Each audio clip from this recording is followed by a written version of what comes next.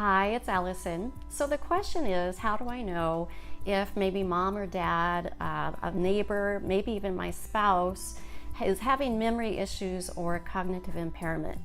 Well, when we talk about memory issues, we're not talking about the things that you and I forget on a daily basis. We may misplace our keys, we may have to call our cell phone to see where it's at, or maybe we forgot where we parked our car because we didn't leave ourselves a landmark in the parking lot.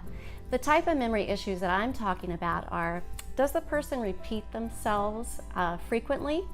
They forgot that they told you something and so they tell you again in just a few minutes, or maybe they're asking the same question over and over again and you have explained the answer clearly to them. Those are some things to look for. Are they forgetting to eat? You may notice that an individual is losing weight and there's really no explanation for it, and it may be simply because especially if they're living by themselves, they are not hungry and they're just forgetting to eat. You may notice that they're not keeping themselves as well groomed as they used to.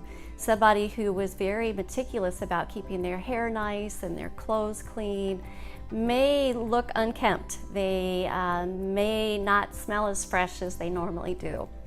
And again, this is just because they are forgetting to do this.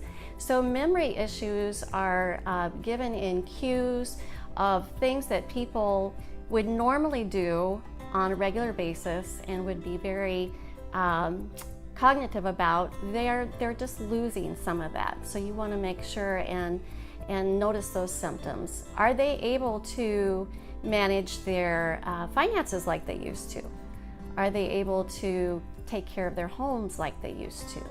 Are they able to make doctor's appointments and keep the doctor's appointment and then follow through with what the doctor is telling them?